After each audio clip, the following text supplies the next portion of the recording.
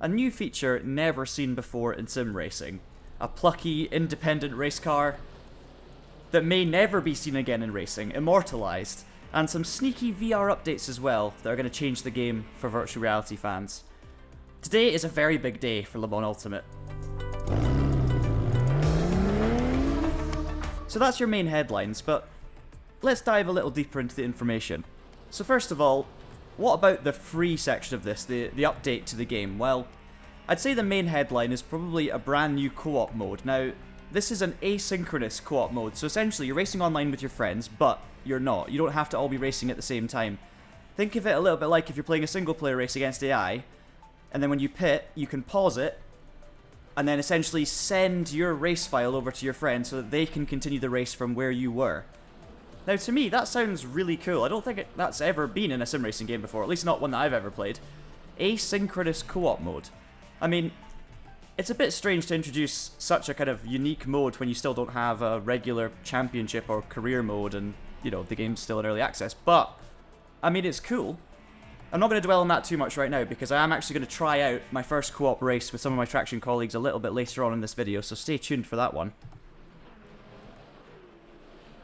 Now the next big headline for today on Le Mans Ultimate has to be the kind of soft launch, subtle updates to the VR support. Now this isn't full VR official support or official VR mode, for example. This is essentially just them, you know, working away in the background, developing some things.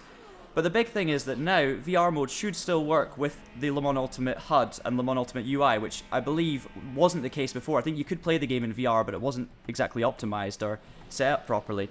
So for those of you who are VR fans, and I know you are out there, I think that's a pretty big deal. Yes, it's still going to have a long way to go in terms of development and to properly implement it, but it just means it's possible for now. Now, I've asked my colleague Ross to go and give this a bash for you with his Pimax to see how it is, so hopefully, if that all goes well, you'll be seeing that on your screen just about now. And there it is. Now, obviously, straight away, I'm going to say that what you can see on screen isn't fully representative of what you can see in the headset. As is always the case with VR, the headset itself is going to look better than the mirrored screen recording. But I'm happy to report, things are in pretty good shape. First of all, if you want to play in VR, you need to head to the Properties page for Le Mans Ultimate in your Steam library. Then, in General Settings, add Plus VR to the Launch Options box. Assuming your headset is plugged in, the next time you start the game it should launch in VR mode. Now Ross's experience with the Pimax Crystal Light was a positive one. He said it was easy to get up and running, the on-track image was sharp, and performance for the most part was smooth, although he did suffer from some frame rate drops when a lot of cars were on screen at once, and this was worse during day-to-night transitions. He also reported that the HUD and game menus generally worked well, but occasionally the UI would freeze or flicker, and he did experience a few game crashes as well.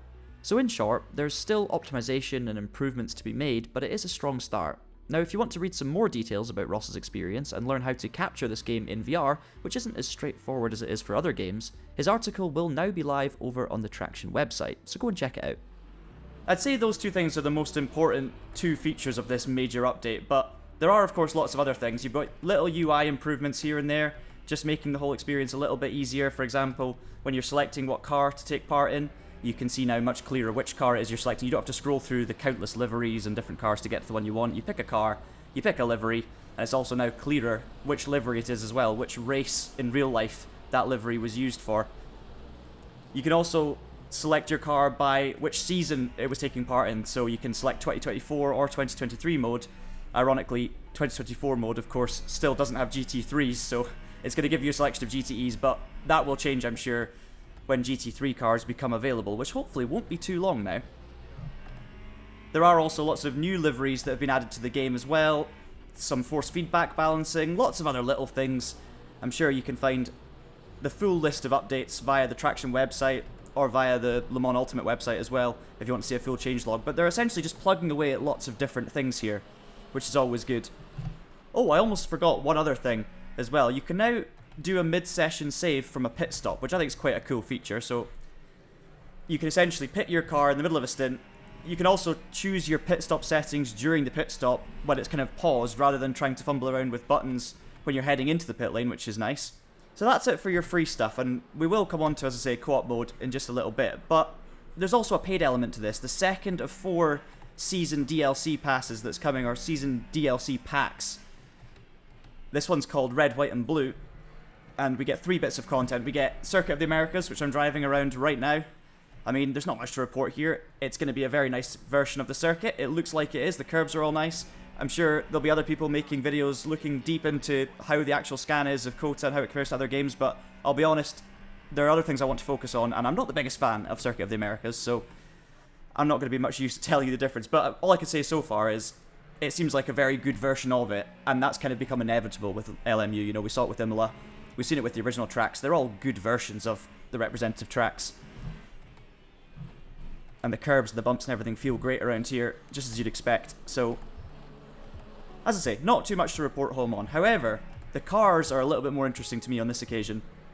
The Alpine A424 LMDH, and we also get this, the Isotta Fraschini Tipo 6 Competizione. Beautiful name, beautiful car, if a little bit unsuccessful. Now the Isotta is proving a bit of a handful, and that's probably not a surprise. I mean, this car was the slowest of all the hypercars this year, and I say was, not is, because... oh, that's why you need to concentrate. I can't blame the car for that, I'll be honest. I say was instead of is, because the Isotta actually, just after this DLC was announced, pulled out of the World Endurance Championship for this year. There was a dispute between the Duquesne team that are running the cars and the manufacturer Isotta Fraschini, and whatever has happened, that program has been temporarily halted. So yes, I'm racing the Isotta around the Circuit of the Americas, but this car never actually raced around the Circuit of the Americas this year. And that makes it an incredibly interesting car to have in this DLC, because essentially what I'm doing right now is driving a scanned version of a very rare hypercar from an independent manufacturer, and honestly, this car might never race again in official circumstances. We don't know. Isotta Fraschini do plan on teaming up with someone else and fielding this car in next season's World Endurance Championship, but they're going to need to field 2 of them because the regulations are changing and every manufacturer needs to field 2 different cars. And honestly, I'm just not sure it's going to happen because this car was the slowest of all of the cars. I'll be honest though, I love cars like this. Because yes, it's sad that they aren't still racing this season and, you know, the story might be at an end, we'll have to wait and see. But at the same time, everyone roots for an underdog, everyone loves an underdog story, and although this manufacturer may be a new name to many people, Isotta Fraschini is certainly not a new name to the automotive industry.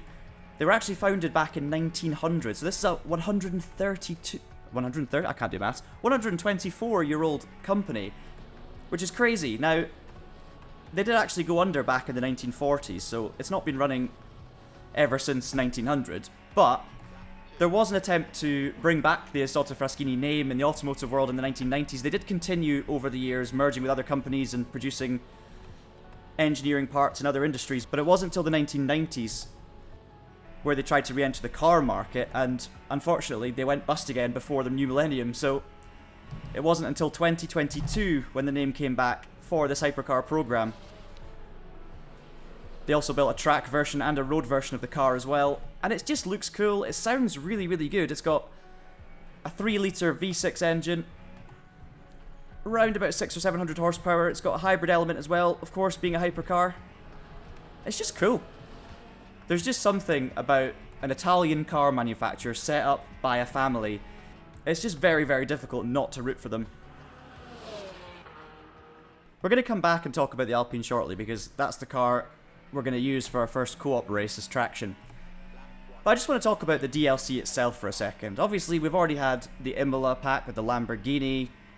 We've had the free BMW, of course, as well. And there are still 2 more packs to go after this one in the first season pass. Now, you can buy the whole first season pass for £39.99. Other prices, depending on where you are, maybe on screen now. So that pass will get you the 3 new pieces of content here, plus the content we covered in our last video when we tried out Imola. And it'll also get you the next 2 packs, which should include 2 more tracks, so that's likely to be Qatar and Sao Paulo, because that's the 2 circuits on the wet calendar that haven't been included in the game yet. And it will also include some GT3 cars. Now, we do know that Studio 397 are working hard on the GT3s. We've seen already teasers of the Ferrari 296 and the Chevrolet Corvette, so expect to see those cars being added in these next 2 packs, with some other stuff hopefully. Now, if you just want to buy the pack individually rather than a full season pass, it's going to be £9.99, so that's a bit less, but still, we're talking about paid DLC for tracks.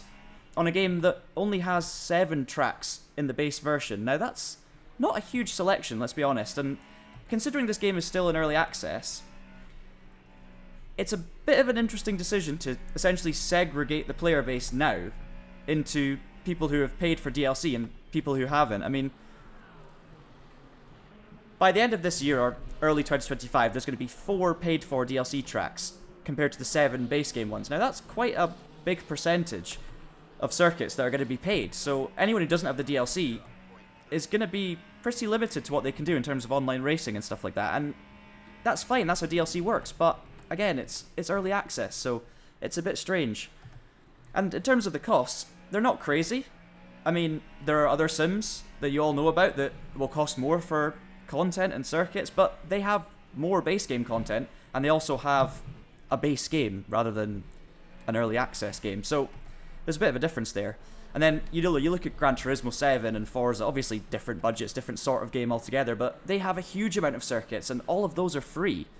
It's also interesting when you consider that we still don't have the likes of a championship mode, which, okay, on the face of it, I mean, I'm no game developer, but that sounds like something that should be fairly straightforward, and yes, I know they're working on it, but it's still not been added. We've got this funky new co-op mode, and we get this DLC, but we still can't complete a championship. We still can't join a private server, for example, and race against our friends on there. We have to use the online ranking system, which is really strong. I have to say, this Isotta does sound really nice. I am enjoying that engine note. It's just a fun car to drive, and it's just so likeable. In terms of circuits, I'm very interested to see what they do next as well, because obviously once they add Qatar and Sao Paulo in the next 2 packs, there aren't any new circuits on the wet calendar next year. Oh, we've got a yellow flag, someone's binned it. Oh, there's a closer look at one of the Alpines. Oh dear. 3 wide. Yes. Come on, Isotta. As I was saying, there are no new circuits coming to WEC in 2025. All of the circuits are already in the game, so I'm intrigued to see whether they just leave it and don't bring in any circuits at all, or whether they start pulling in old WEC circuits, or maybe looking at other series like, IMSA, for example. I mean, Motorsport Games 22397 have the scans of many circuits that we see in R-Factor 2 that might work really well on Le Mans Ultimate, but I do wonder how that's going to work, because this is obviously an official game of the series, so will they go down the route of adding circuits that are not WEC circuits? I'm not sure.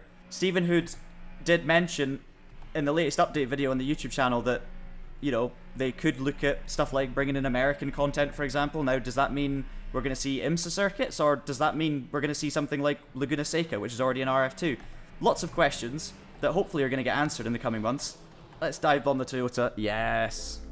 I'm still very, very strongly of the opinion that LMU has bags of potential. There's still a lot of work to do, of course, but I just love the way it feels. I love the way the handling works. I love the potential of the World Endurance Championship as a series for a game and for endurance racing with your friends. It's just going to be epic, but got another yellow flag. But we just need to see those improvements some point soon. And development, it's going to take a while, so we're definitely going to need some patience. I just hope the user base stays around for that. I don't need a pit stop, but we're going to test out this mid-race save right now. It would kind of be nice to be able to make a mid-race save without having to pull into the pit lane, but hey-ho, hopefully one day. If this feature's active, it should pause the game. And there we are, it's paused. I now have a pit menu, so I can go through and select some repairs, change the fuel load, the tyres, and I can save my progress. So, why don't I do that? And then we'll go and check out co-op mode. If you're in the market for some new sim racing hardware, then we might have something of interest for you. You can now get a 5% discount on all Asetek SimSport products, whether that's a wheelbase, a steering wheel, pedals, or any other accessories and customization options. Doing this is a win-win because you guys get cheaper hardware and obviously it helps support our channel as well. So if you want to get involved, check out the link in the description down below and use the code TraxionGG before you check out to get that 5% discount. Back to the video. Right then, let's check out the brand new co-op mode, and it's probably a good time to give you a reminder. This is actually an early build that we've got access to right now. We're filming this just before it launches on Tuesday, so it's not going to be fully representative necessarily of the final version, but it's going to hopefully be very, very close, if not exactly the same. So when you click co-op mode, you can see here we've got a selection of events that we can join. I've already tried to enter IMLA 6 hours just to see how it all works, but what we're going to do is we're going to enter a short event, which is here, the Monza 15 minutes. Now, basically what happens is you take part against other teams that have decided to enter the same event. You score points based on your finishing position, your average lap time, the amount of incidents you have, the difficulty and assists you're running. So the fastest, the best, most consistent and cleanest teams will score more points on the global leaderboard, which I think is really cool. So you can see here, Monza 15 minutes, we can go in any of the classes. I'm going to register. We're going to jump in the Alpine 424 to give that a test. You can see there above the car, the team we have assembled. Myself, my long-term trusty teammate, Ross McGregor, and Tom Harrison-Lord. So that's going to be interesting. So there we are, invitation pending for the two of them. Let's jump in, no practice, and see what happens. It definitely sounds different to the Isotta. The Alpine's got a 3.4 litre V6 rather than a 3 litre. It's actually the Mechachrome engine that you find in a GP2 car, although it's fairly modified from that. Sounds good. And the car is immediately handling better than the Isotta out of the pits on cold tyres, that's for sure. Right, I've done my sighting lap. I'm not going to set a quali lap. We're going to start at the back of the grid. Just a quick note here to say that although this particular race was only 15 minutes long, this was just a test event to try out the co-op concept before it launches. These co-op events in general will be much longer, anything from 2.5 hours upwards. So for this test race, it was simply going to be 3 5-minute stints for each of us. Get ready to go. Just try and keep the car clean, avoid contact. You can see the points in the top right for our overtaking. Clean overtakes. We're going to be careful into T1 because this is Monza. And it's cold brakes. Hypercars are mental. Let's just take it easy. Doing it for my teammates. Oh, curb. Oh, I think we're up into P11. Look around the outside. Okay, P11 at the end of the first lap. Hoping for some incidents up ahead as well to gain some positions. And they're about to get feisty, so that could be an opportunity here. Oh no. Well. Yeah, that's going to cost us some points. I'm sorry, teammates. I mean, it made us up some positions, to be fair. I think I'm about to be passed here by one of the Ferraris. Okay, with 10 minutes to go, I'm going to peel into the pits. Oh no. I got the speed limit wrong. Oh, I think I'm going to give my teammates a penalty. I'm sorry, Ross and Tom. I feel like I've let the side down. Just peel into the pits. And that's the end of my stint. Absolute nightmare. 2.9 seconds of fueling. We don't need any new tyres. That's fine. So, I guess that's it. I'm going to leave the car now to the other two. We're going to do a driver swap, and I'll let you know how the other two get on with the race. So from Tom's perspective, he could then see that the driver swap was ready to happen, and then start his stint. All worked as planned. The expected 6-ish second pit stop took place after he clicked start driving, and away he went. And then, immediately, received the stop-go penalty for my ambitious pit entry. Oops.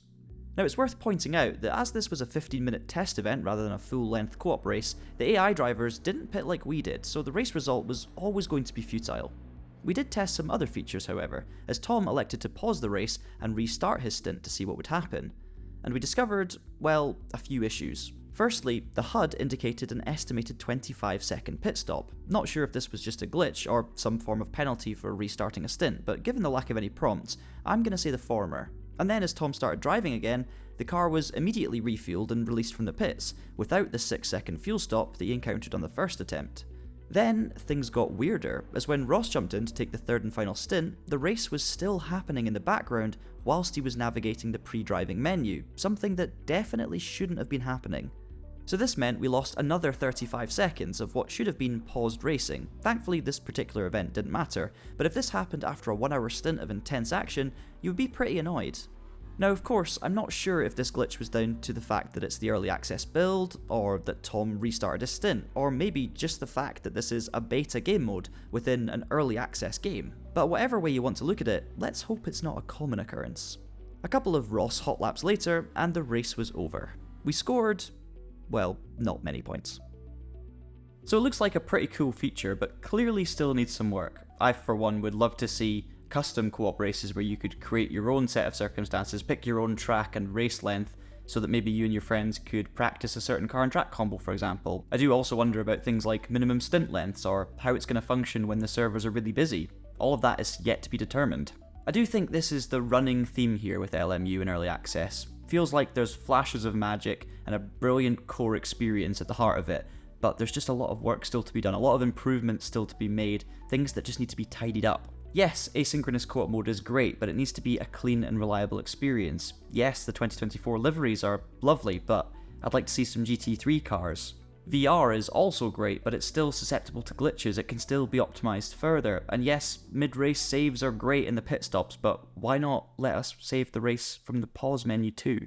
It feels great, it looks great, it can be great, but there's just still such a long road of work ahead. I think the game is still quite a long way from a full release as it stands. However, if you do want a taste of that joyful driving experience and the competitive ranked races, now is probably a good time, because on the 30th of September there's going to be a 15% hike on the price, bringing it up from £24.99 to £29.99. I'll put some other currencies on the screen right now. Now, of course, that's just to access the game in its early access state. That doesn't include the DLC. So for example, if you wanted to buy the season pass along with the early access, you're going to be looking at something like 70 quid for a game that's still a long way from finished. That's getting quite high already. I'm constantly feeling a bit torn over all of this. Like, on one hand, I love the game, I'm incredibly excited driving it, I'm gushing about it, and then on the other hand, I'm left a bit confused, a little bit skeptical, and just a bit frustrated with the whole thing. It's a complicated relationship. I'd love to hear what your thoughts are on all of this, of course, in the comments below, so do let us know what you think of Le Mans Ultimate in its current state, let us know what you think of the DLC and the update when you give it a try, and as always, a reminder to subscribe to the Traxion channel if you haven't already, so that you don't miss any of our future uploads. Until next time, thank you so much for watching, and I hope you have a great day.